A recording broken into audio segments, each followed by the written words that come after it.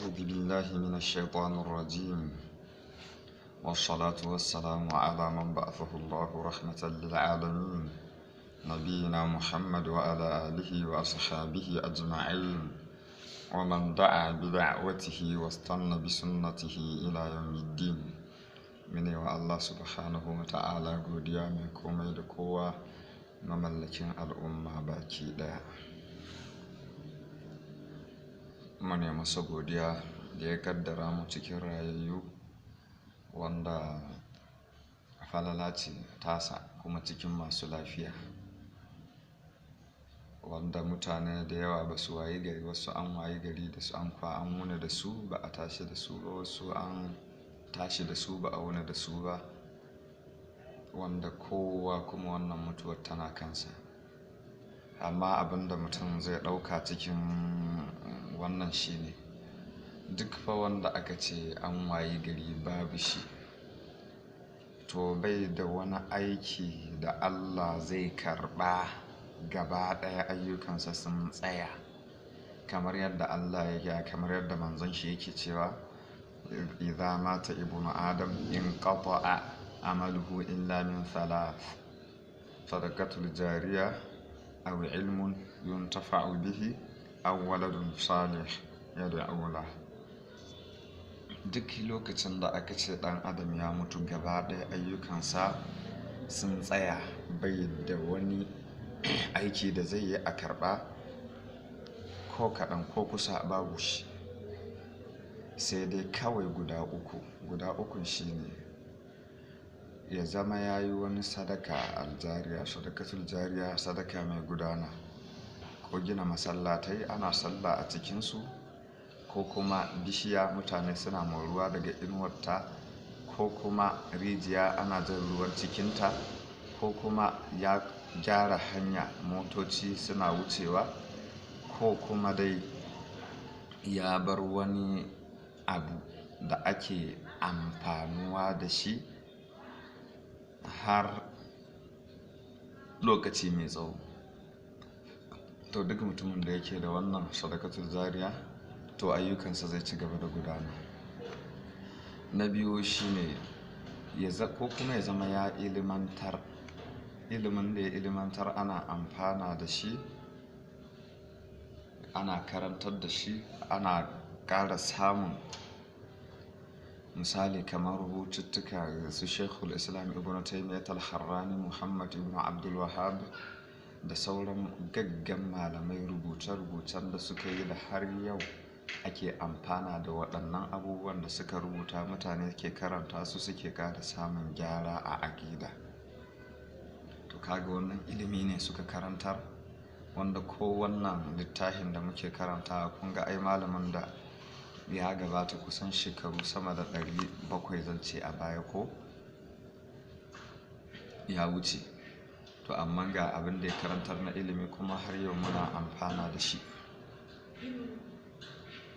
To wannan dai alkhairi ne idan mutum ya ilmantar da abin da ya sani, komin kaɗan ɗin wannan abin mutane za su ci gaba da karatu da shi, su ci gaba kuma da aiki da shi, to shi yana kabari Allah yana ƙara masa ni'ima. Kun ga kenan ilimi yana da matuƙar muhimmanci, shi ya sa ma annabi yake cewa khairukum man ta'allama al-Qur'an wa 'allama. Mafi alkhairin cikinku shine wanda ya karanta Qur'ani kuma sannan ya ilmantar.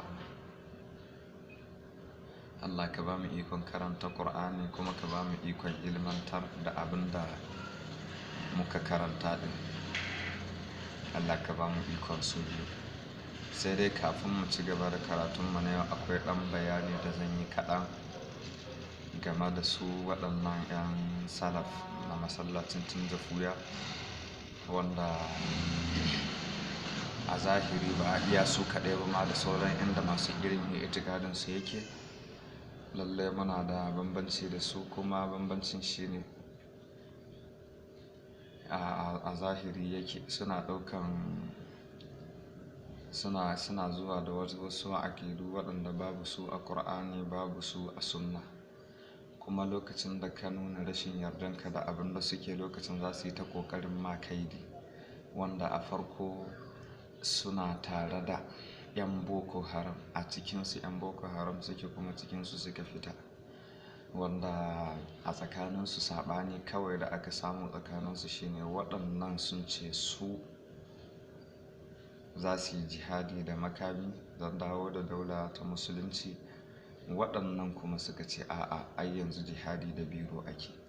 Fa abin da kawai nake son mu gane a nan shine ma'anar jihadi da biro suke waɗancan sun riƙe musu ɓangaren makami, suke ta'addanci da makami, a je kasuwa a sabon, a je ko'ina a sabon, a kashe mutane, ai dai abubuwa da yawa waɗanda ba su da daɗin gani ba su da daɗin ji, wanda kowa ya san daga cikin salafawa suka fita, kamar yadda na ji wani malami ɗan madakhila yake faɗa, malam Baffa Hotoro, wanda yan madakhila da mabiyan Sheikh Rabi' Madkhali wanda yake ƙasar Makka, wanda ko kuma waɗanda a nan Fortescue ake kiransu New Innovation, na ji ake kiransu haka, amma ni dai ban kira su da wannan sunan ba don ban san sunan da zan kira su don a gane suna da bambanci da sauran salafawan da al'umma suka sani da ba. To sai suke ɗaukan duk wani wanda ya kawo wani abin da ya saba masu abin da suke kai, sai su yi amfani da biro. Amfani da biro shine kana da wani aboki jami'in tsaro ko kuma suna haɗa da jami'an tsaro, sai su je su kai ƙara su yi ma wannan kaidi, idan ɗan ɗariƙa ne su ce ai wannan zai yi maulidi, saboda haka su yi iya ƙoƙarinsu da ofis ɗinsu don ƙoƙarin hana shi. Sannan idan wannan ɗan shi'a ne zai yi muzaharar shi, su yi ƙoƙari su yi amfani da gwamnati wajen ƙoƙarin hana shi. Haka kamar yadda a baya sun cutar da 'yan madakhila, waɗannan mutanen da ake kira New Innovation ɗin, bayan kuma tsarin da ake kai a ƙasa ta ba su dama, ce musu suke boko haram, sun haɗa su da ma'aikata wanda ni na san abin da ya faru da Salisu, wanda abokina ne shi ɗan madakhila. A farko sun masa shune, aka je gidansu da sojoji don a kama shi, aka je aka tarar ba a same shi ba, wanda a lokacin bai jima da tafiya Egypt ba, wanda da an same shi lokacin bai san abin da zai same shi ba. To haka ne suka mun kaidin da suka yi, saboda na saba musu, saboda na saba musu a fahimta, ko mun saba musu zance, duk da muna tare da su a kowane lokaci wajen salloli da sauran ayyuka na ibada haka.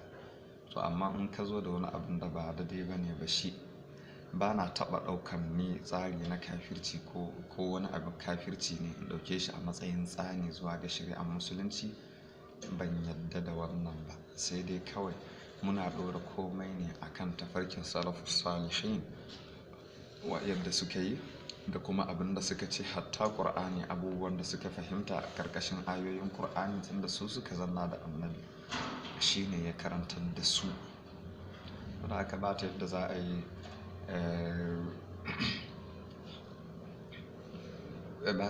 a yi ka koyi addini ko kuma kai komai naka da dai sai ka jingina ta zuwa ga yadda sahabban suke kuma ya dace da haka, sai ka cika sharuɗan karɓan aiki sannan Allah subhanahu wa ta'ala ya karɓa. Na yadda za a yi ku cutar da mutane da wannan, saboda sun zo da abin da ya saba muku, in maulidi ne ku kai ƙara ku ce za su kawo fitina, in kaza ne duk dai kawai wanda bai tare da ku sai ku yi amfani da biro wajen yakansa.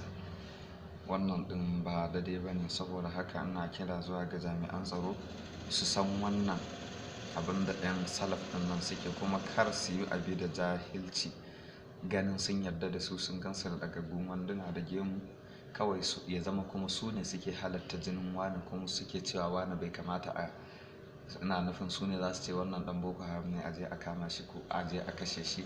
Mun ga abin da ya faru da Malam Habu mai faci, Allah ya saka mar da alkhairi, kuma Allah ya ji gansa, Allah ya kai haske kabarinsa. Aka zo haka aka kama shi, bayan sai da aka kashe shi sannan wai an gano ba masu laifi ba, saboda kaga makiyansa sun yi nasara a kan shi, damun bukatan su gaba da shi Malam Habu, Allah ya kai haske kabarin shi. yana facinsa bai da kotaro, wallahi yana ɗaya daga cikin waɗanda suke jan hankalin mu dage mu yi karatu.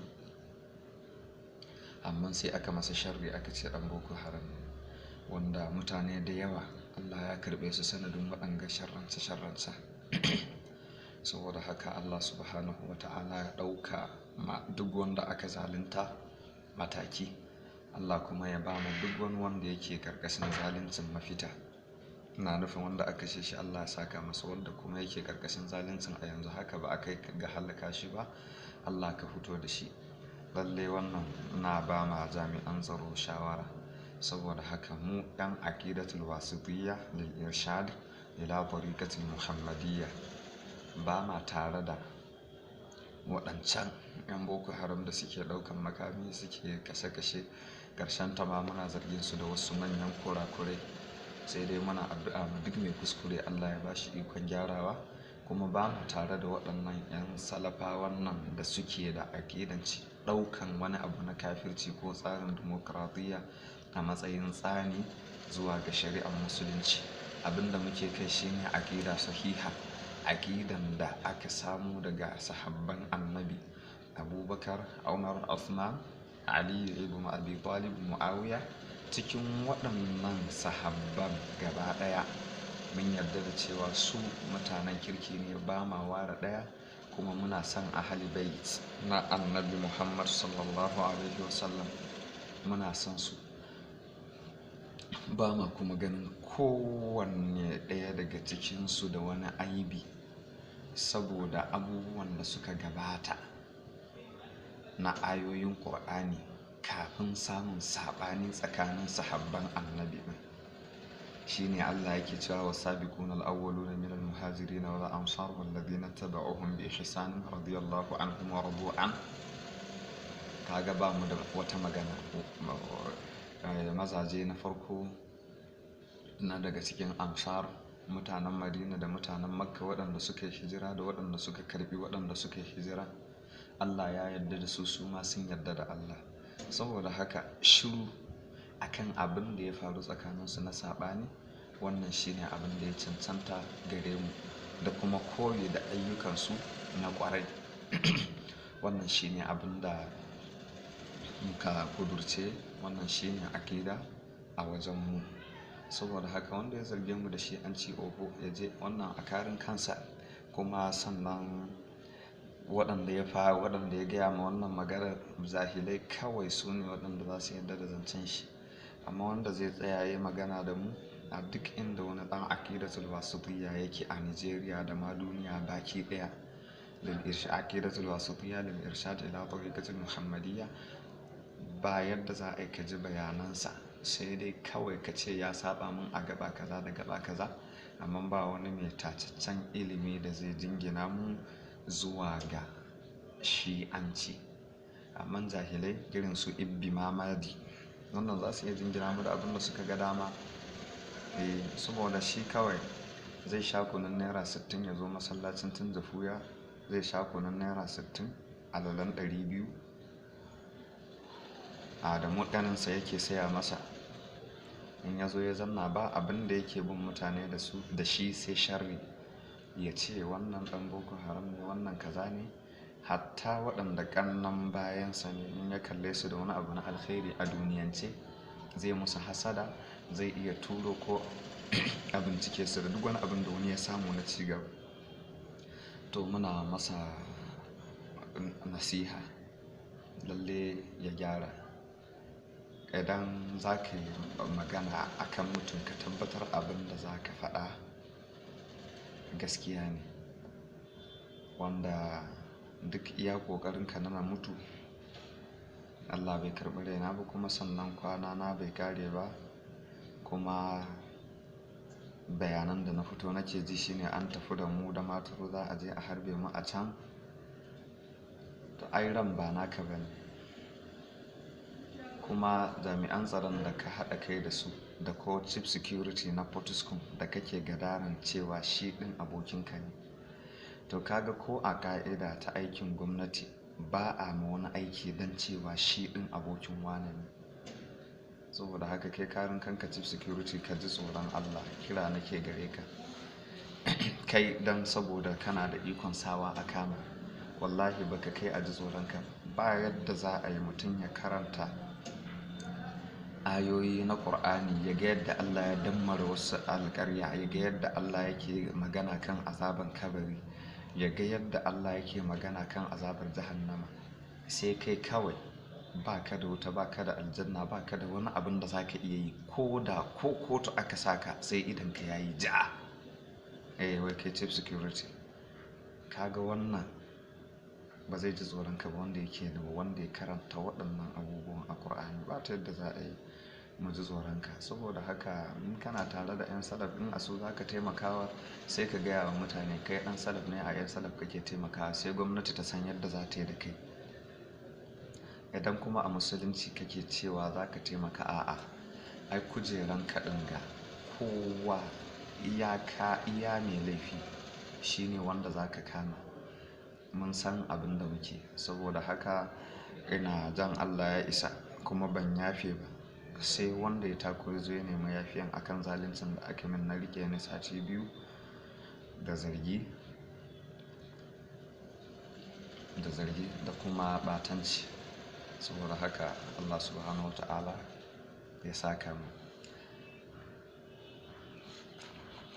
da kuma ma waɗanda aka cutar da su gaba ɗaya, Allah subhanahu wata'ala ya saka musu, ya kuma ba su mafita. Saboda haka sai mutane su ji tsoron Allah subhanahu wata'ala. Wannan shine ɗan takaitaccen bayanin da zan yi. Saboda haka Ibbi Mamadi, ina maka wa'azi ƙarshen dai magana ta gare ka. Duk wata hasara da ke zuciyanka ka cire ta, ka bi Allah subhanahu wata'ala. Baka isa ka hana abin da Allah ya ce zai faru ba, kamar yadda baka isa ka sa Allah ya yi wani abin da shi bai nemi ba. Saboda haka baka da wani kwarjini a gun mutane.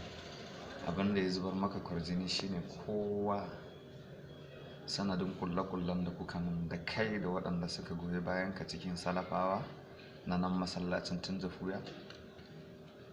Ka san duk abin da ke faruwa, ina jin labari. Inda mutanen nan suna tare da kai, da ba zan ji labarin komai ba. Saboda haka ba wani mitin da ko za su zanna sama da mutum 20 su zanna mitin wanda ba mu ji labarin abin da ke faruwa. Wannan ɗin zai yi wuya sosai. Saboda haka kawai abin da ya sa ni shiru tun kafin a kai ga abin, tun kafin a kai ga shirye-shirye. Akwai lokacin da za a shirya makirci, amma mutum yana addu'o'insa zai iya samun yaƙinin ai abin ba zai yi tasiri ba a kan shi. Saboda haka lallai ka tuba ka gyara. In dai haka ne halinka, ka tuba ka gyara. Idan kuma ka ci gaba da yin haka, wallahi abin ma da ka gani kaɗan ne. Iyayenka mutane masu daraja, amma abin da kai ya zubar musu daraja da kima.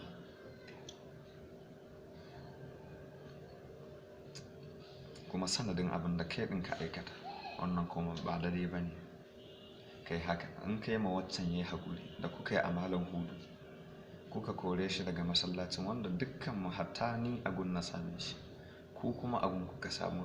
ba 'yan kwaɗayin limanci ne ba mu. Ƙarshe ma mu ba ma tare da ku. Akwai abubuwa da suka raba mu. Mu ahlus sunna ne, asalin sunnan muke, ba sunna murji'iyya ba, ba sunna murji'a ba, ba irin ahlus sunnan da dinun yuwafiqu ra'yul muluk, a'a, ba irin wannan sunnan muke ba. Sunna muhammadiyya. Shi yasa muka kira kanmu da ce aqidatul wasitiyya lil irshad ila tariqatil muhammadiyya. Ko da mai mutum ya jingina kansa, ka ce kai dan izala ne, kai dan kaza, a'a, in dai kana kan abin da Allah da manzon shi ya kira akai na Qur'ani, abin da Allah ya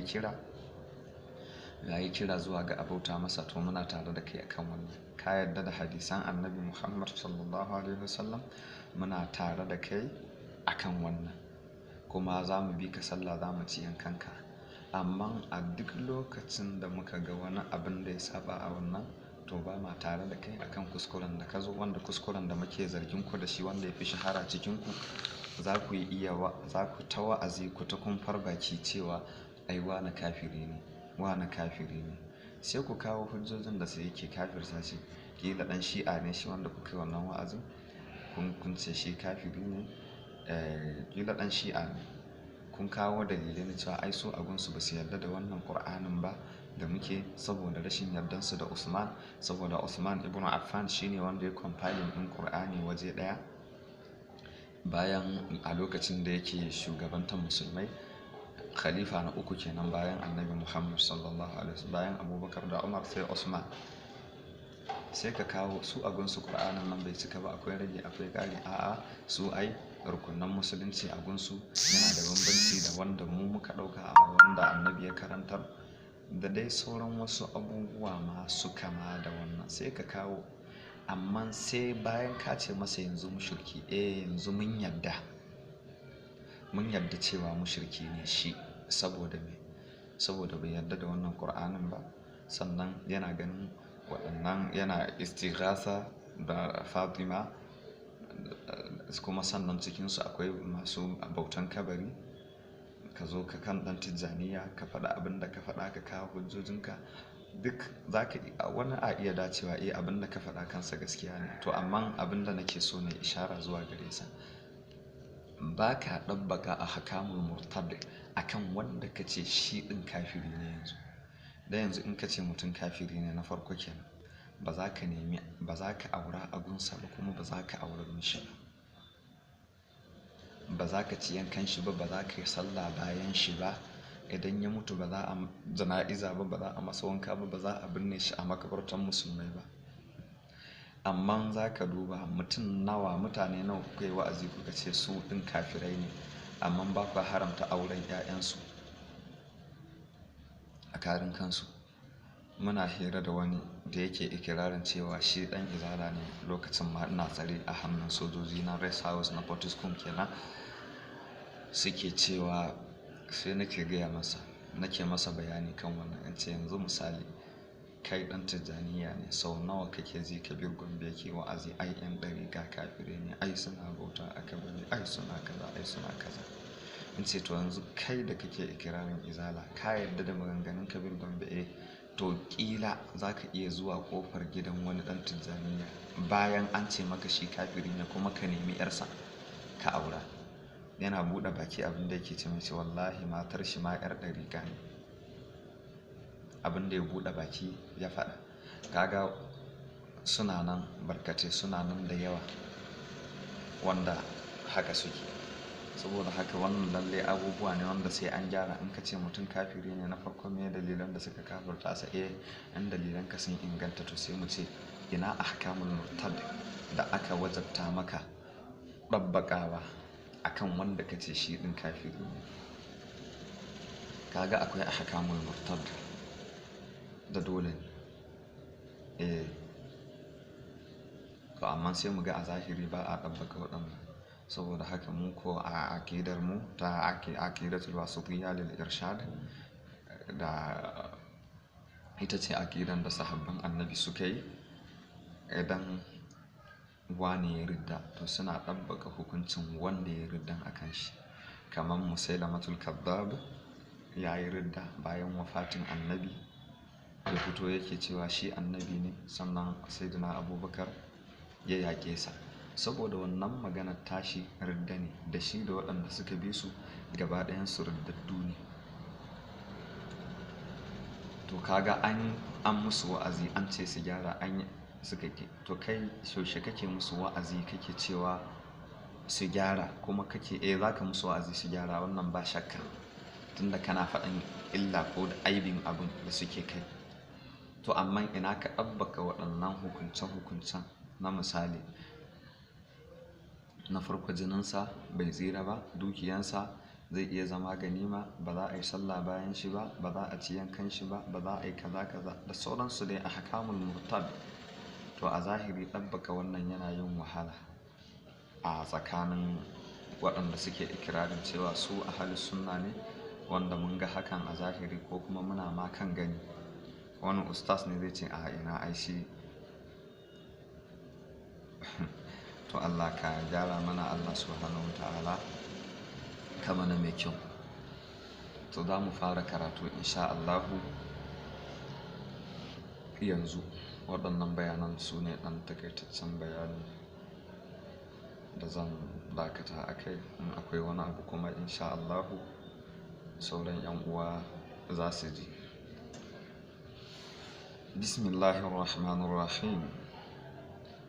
Bismillahi da sunan Allah ar-Rahman mai rahama, ar-Rahim mai jin kai. Alhamdulillahi rabbil alamin. Godiya ta tabbata ga Allah subhanahu wa ta'ala, ubangijin talikai. Wa sallallahu wa sallam na baraka ala Muhammadin wa alihi wa sahbihi ajma'in. Tsira da aminci da albarkatu su tabbata ga shugabanmu annabi Muhammad da sahabban da iyalansa da sahabbansa baki ɗaya.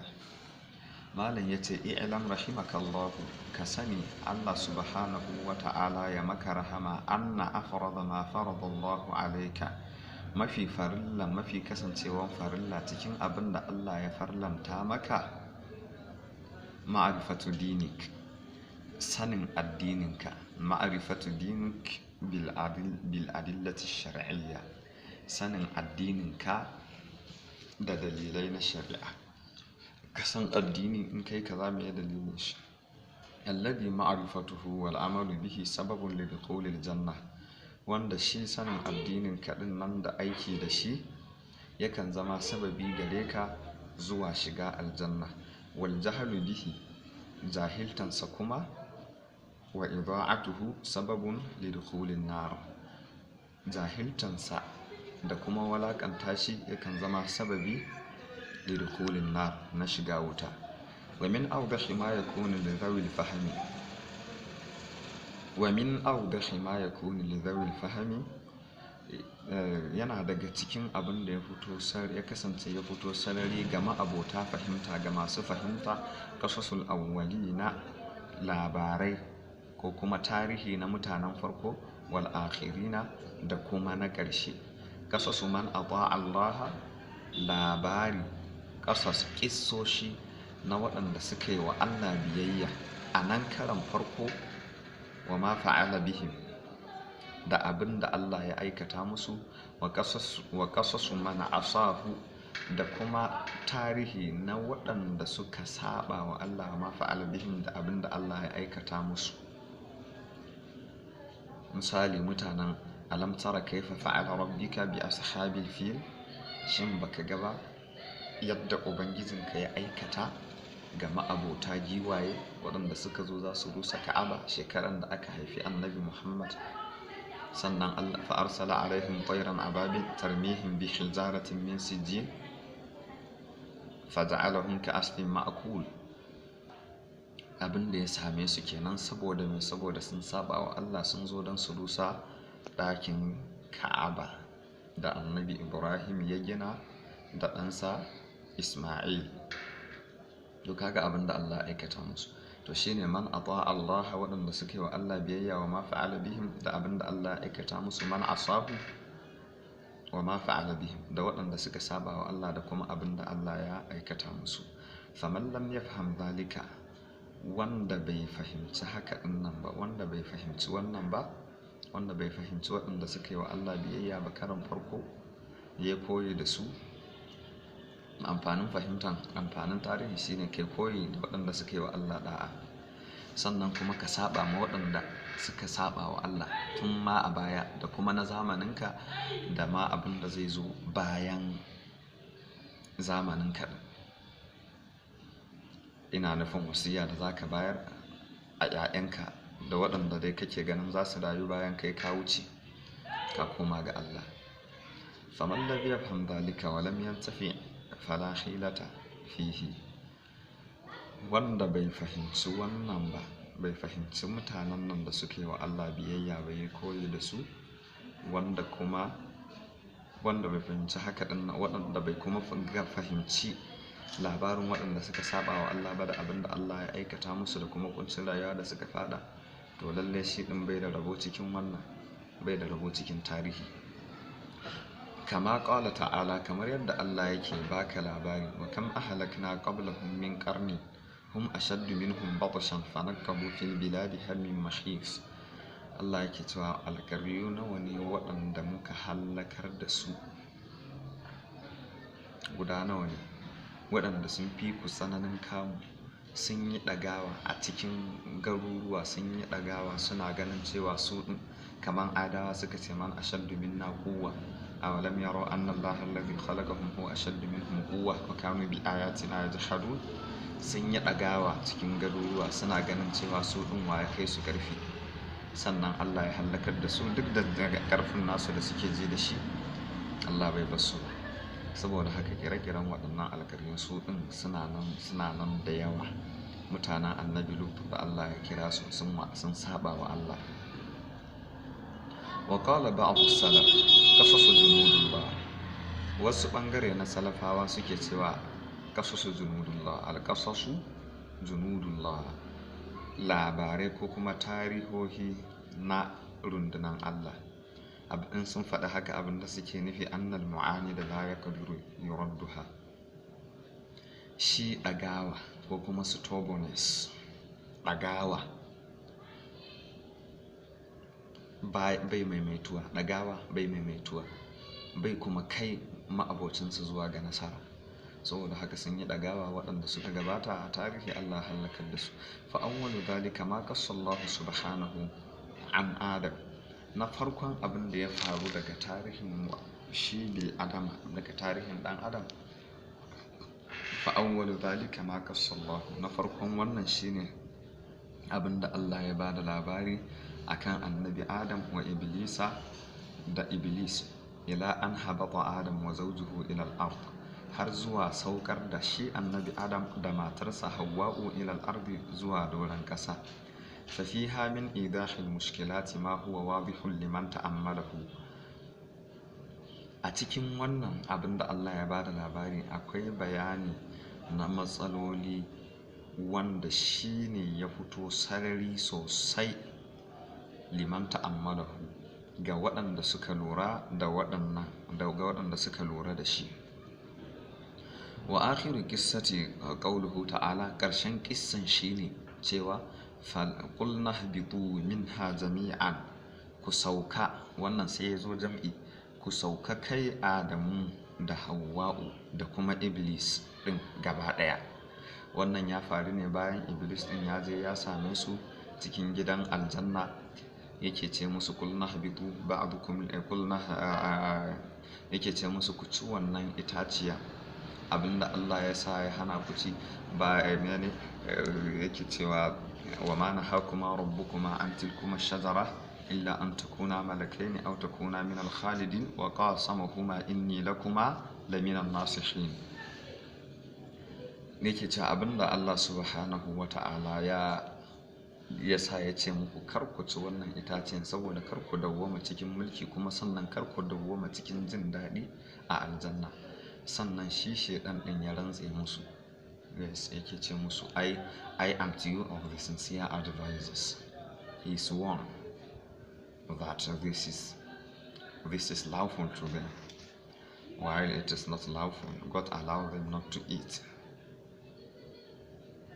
To sai suka ci wannan, to da ita Hawwa'un da shi Adam ɗin da shi shedan, sai Allah ya amfani da kalman jam'i, kamar yadda a wani waje kuma ya zo musanna, ihbita qala ihbita, wani waje a Qur'ani ya zo a haka. Sai aka ce musu kulna, muka ce musu ihbitu minha jami'an, gaba ɗayan ku fita daga cikin gidan aljanna din.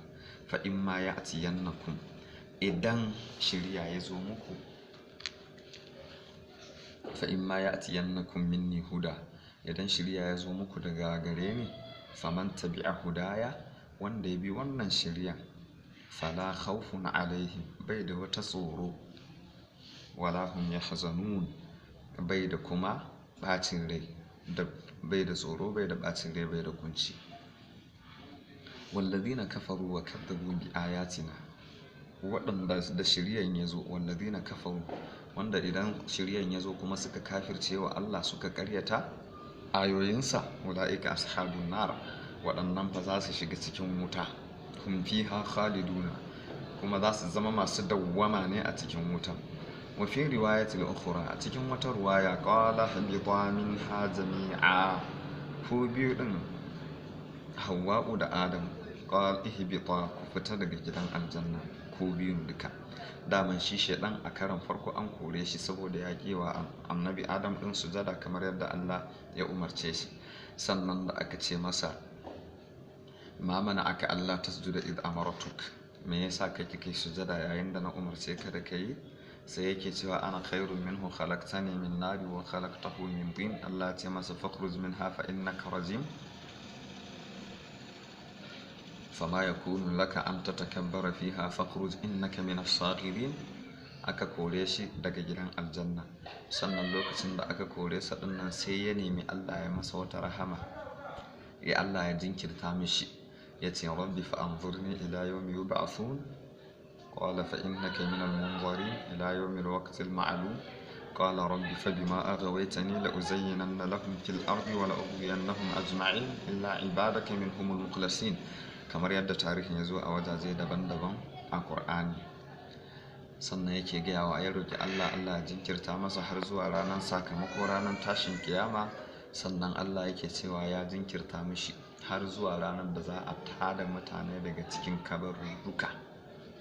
Sannan ya yi alkawarin sai ya batar da wannan la'uzayyinanna lahum fil ardi, yake sai ya kawatar wa annabi Adam da 'ya'yansa a nan doron ƙasa. wani waje yake cewa wala tazidu akthar, yake cewa thumma la'atiyannahum min bayni aydihim wa min khalfihim wa an aymanihim wa an shama'ilihim wala tazidu aktharahum shakirina. Zan zo daga bayansu, daga gefen hagunsu, daga gefen damu, in zo musu ta gaba, ba za kuma ka samu mafiya yawansu suna gode maka ba. Kamar yadda kokarin iblis dan kokarin cika wannan alkawarin da ya faɗa wa Allah zai wa ɗan adam kaidi, haka sai ya koma ya sa annabi Adam ɗin ya yi abin da Allah ya ce markar ya yi. To wannan abin da ya faru shi ne ya faru, aka ce Adam ɗin ya fita daga gidan aljanna. Shaidan ya je ya masa kaidi, ya sa shi ya ci itaciyan da Allah bai ce masa ya ci ba. Wannan shi ne abin da shi ne kaidi na farko na shi iblisa ga ɗan adam. Saboda haka musan cewa shaidan makiyinmu ne, kamar yadda ya sa aka ciro ubanmu daga aljanna, to haka nan kuma fa zai hana mu shiga aljannan gaba da Allah ya yi alkawarin zai shigar da bayinsa waɗanda suka rayu kan addinin annabi Adam ɗin babansu. To Allah ka ba mu ikon rayuwa kan addinin annabawa. Sannan sakamako shi ne saboda yi wa shi shaidan biyayya da babanmu annabi Adam ya cikin gidan aljanna, sai Allah ya kaddara mana wata rayuwa mai kunci, ita ce rayuwar duniya. Aka saukar da mu maimakon ya haife mu a can, sannan ya haife mu a nan ƙasa. Duk da ma waɗannan bayanan akwai abin da ya gabata na kaddara na Allah, don saboda lokacin da Allah yake gaya wa mala'iku yake cewa inni ja'ilun fil ardi khalifa, zan sanya khalifa a bayan ƙasa.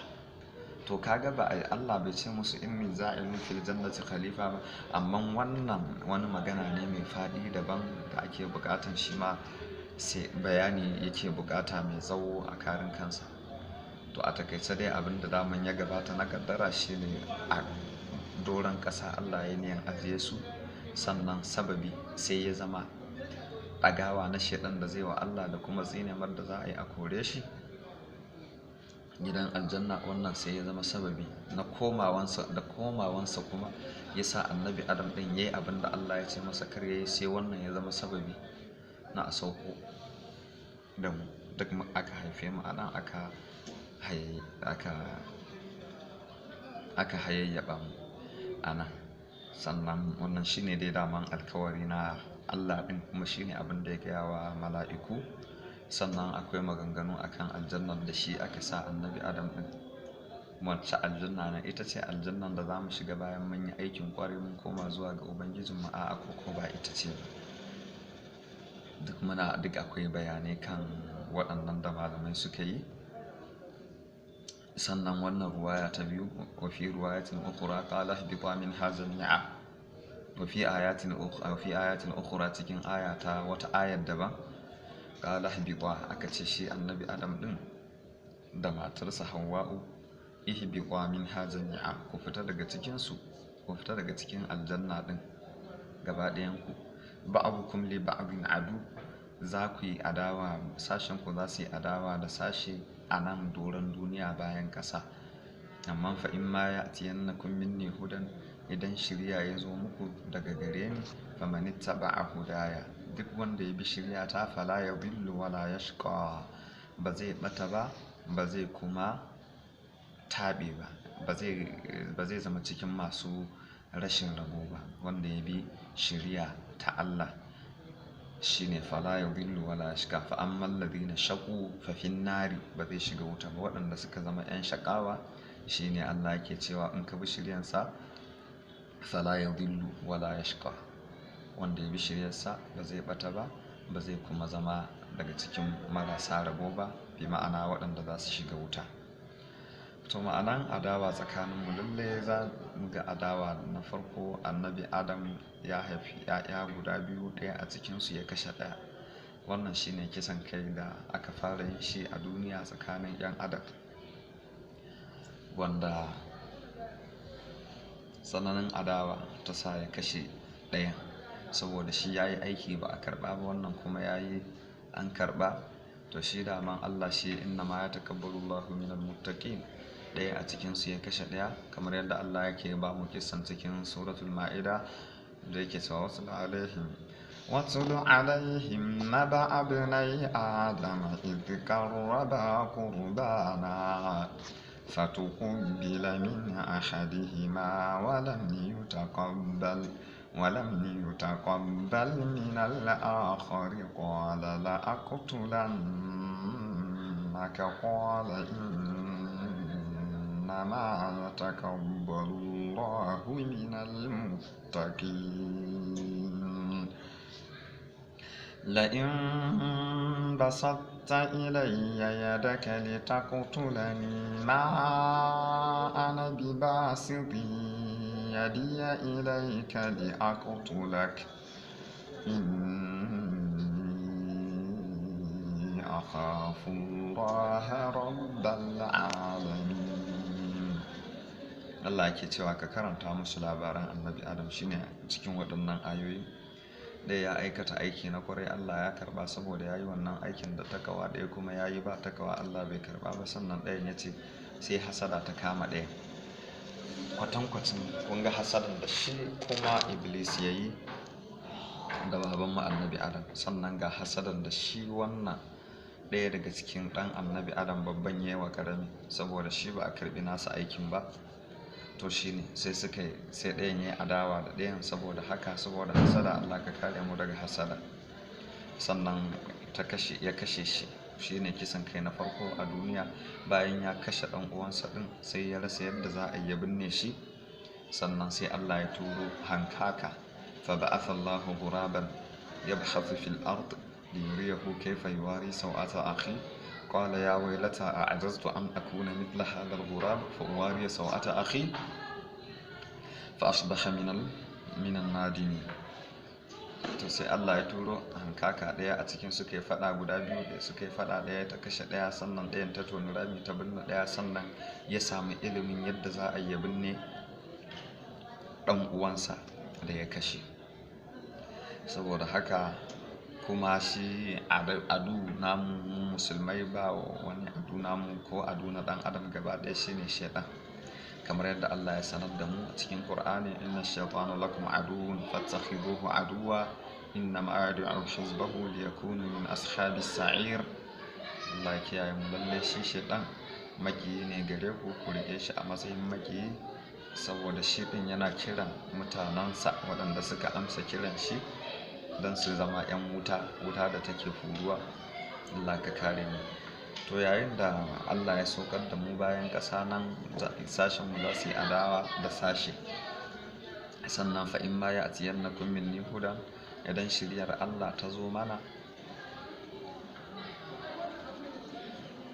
daga Allah, famanittaba'a hudaya, to duk wanda ya bi wannan shirya fala yadhillu, ba zai bata ba wala yashqa, ba zai kuma rashin rabautu ba. Ina nufin ba zai kasance daga cikin masu rashin rabo ba. Sannan wa man a'rada an dhikri, wanda ya kauda kai daga littafin da Allah ya turo, wanda ya kauda kai daga shiryar da Allah ya turo, fa inna lahu ma'ishatan banka, lalle zai haɗu da rayuwa mai kunci. Wa nahshuruhu yawmal qiyamati a'ma, Allah ya ce za mu tada shi ranar tashin kiyama yana makahu. Sannan zai tambaya me yasa ne aka tada shi yana makahu. Fa innaha la ta'mal absar walakin ta'mal qulubul lati fi sudur. Lokacin da shiriya ta zo masa sannan bai karbi wannan shiriyan ba, sai Allah ya ba sa rayuwa mai kunci saboda zuciyar shi a makance take. To wannan makantan zuciyar sai Allah ya maida ta ido a ranar tashin kiyama, sai ya makance, sannan Allah ya jefa shi wuta. Wa nahshuruhu yawmal qiyamati a'ma, sannan ya ce qala rabbi lima hashartani a'ma wa qad kuntu basira. Allah ya zaka mai da ni makaho bayan da na kasance mai ji mai gani. Sannan yake ce masa kadhalika atatka ayatuna fanasitaha wa kadhalika al-yawma tunsa wa kadhalika najzi man asrafa wa lam yu'min bi ayati rabbi wa la'adhabul akhirati ashaddu wa abqa. Yake cewa qala kadhalika atatka ayatuna fanasitaha, yace haka nan muka zo maka da ayoyinmu sai ka ƙaryata ta. Wa kadhalika al-yawma tunsa, saboda kai ma yau mun manta da kai, sai ka manta da ayoyin Allah, kaman ma ba kai ake kira zuwa ga shirya ba, kai ka manta. To saboda haka kai ma yau an manta da kai. Sannan wa kadhalika najzi man asrafa, haka nan ne muke yin sakamako ga waɗanda suka karkace, suka juyu, suka ƙi su bi Allah subhanahu wa ta'ala.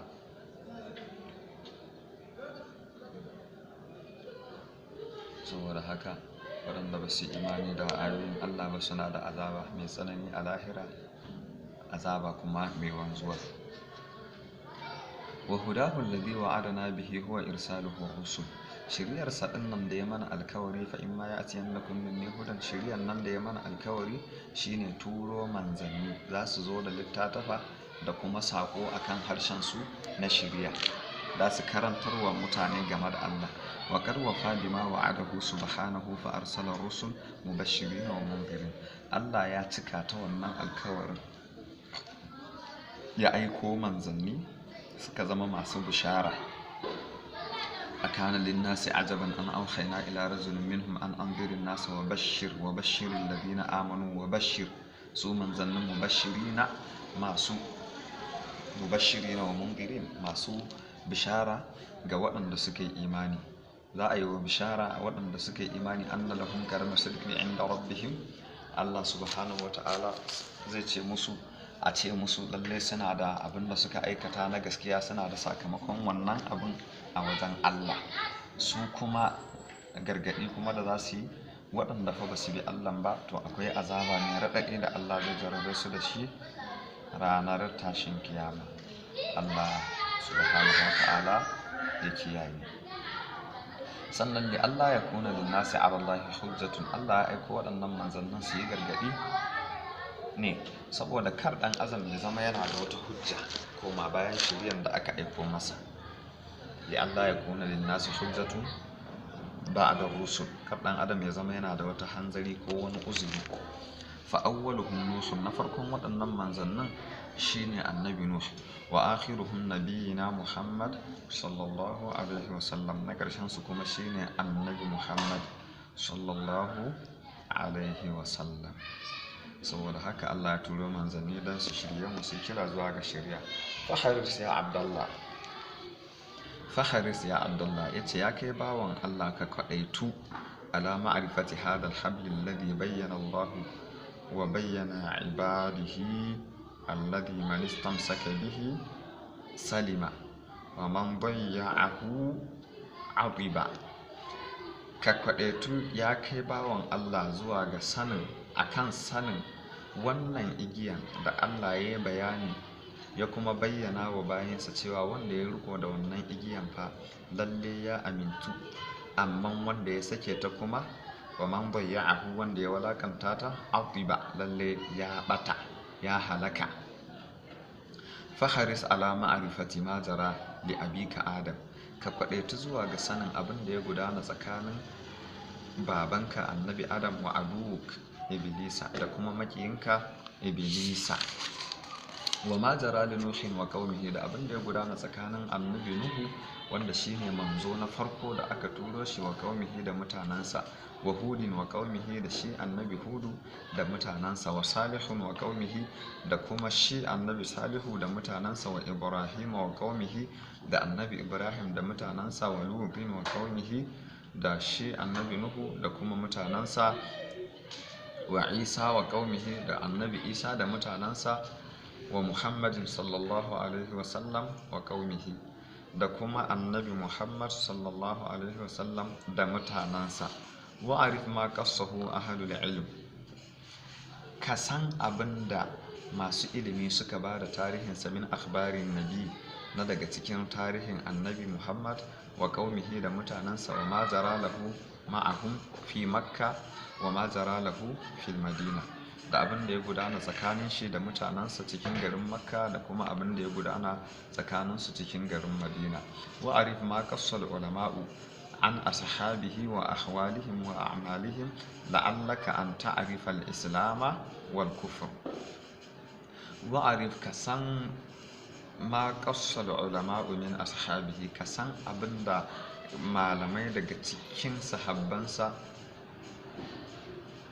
suka bada tarihi, wa ahwalihim na halayensu, wa a'malihim da ayyukansu, la'allaka an ta'rifa al-islama, la'alla zaka fahimci musulunci, wal kufra kuma zaka fahimci meye kafirci, zaka iya bambanta meye kafirci meye musulunci.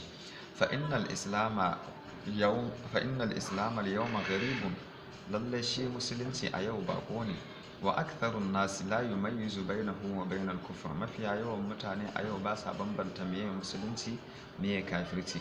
wa dhalika huwa al-halaku alladhi la yurja ma'ahu falahu, lalle wannan din halaka ne wanda ba wani rabo cikinsa, a ce an waye gari ba a bambanta musulunci da kafirci. wa amma kissatu adam, amma shi tarihin shi annabi adam wa iblis fala ziyadata alama zakara Allah fi kitabihi, ba ƙari akan abin da Allah ya bada labari cikin Qur'ani, walakin qissatu dhurriyyatihi, sai dai kuma kissa na zuriyar shi annabi adam din, fa awwalu dhalika anna Allah akhrajahu min sulbihi, fa awwalu dhalika, na farkon waɗannan anna Allah akhrajahum min sulbihi, Allah ya cire wannan daga cikin tsatsan shi. amsalu dur, misalin zurriya tsatsan shi annabi adam, Allah ya cire kissa na wani abin da ya faru ba na adam din ba, abin da yake cikin Qur'ani ya ba da labari cikakke, ba wani ƙari akan abin da Allah ya faɗa cikin Qur'ani. sannan labarin zuriyarsa kuma Allah ya cire shi labaran nan cikin tsatson shi annabi adam din. amsalul dur wa akhadha alaihimul ahud, misalin zuriyan shine wa akhadha alaihimul ahud, an dauki alkawari, ya dauki alkawari a karin kansu, kowane dan adam ya dauki alkawari gaban Allah ya shirku bihi shay'an, cewa ba zai yi wa Allah kishiya, ba zai bauta wa Allah shi kadai, kama kala ta'ala, kamar yadda Allah subhanahu wa ta'ala yake cewa wa idh akhadha rabbuka min bani adama min zuhurihim dhurriyyatahum wa ashhadahum ala anfusihim alastu bi rabbikum wa idh akhadha rabbuka min bani adama min zuhurihim dhurriyyatahum, yayin da duk inda kaga id a Qur'ani to ana kaddara mata udhkur ya Muhammad liqaumika, wa idh akhadha rabbuka, yayin da ubangijinka ya ɗauki daga 'ya'yan annabi adam da zuriyarsa, wanda ya ɗauki alkawari, ɗan 'yan adam suka ɗauki alkawari gaban Allah subhanahu wa ta'ala, suka shaida kuma a karin kansu su 'yan adam ɗin, yayin da Allah ya tambaye su alastu bi rabbikum, shin ba ni ne ubangijinku ba, qalu bala, sai su ce a'a Allah kai ne ubangijinmu, shahidna, mun shaida cewa kai ne ubangijinmu, an taqulu yawmal qiyama, saboda kan ranar tashin kiyama su zo gaban Allah su ce inna kunna an hadha ghafilin, su ce mu game da wannan alkawarin mu fa gafalallu ne. aw inna ma ashraka aba'una min qablu wa kunna dhurriyatan min ba'dihim afatuhlikuna bima fa'ala al-mubtilun wa kadhalika nufassilu al-ayati la'allahum yarji'un. وآخر دعوانا أن الحمد لله رب العالمين.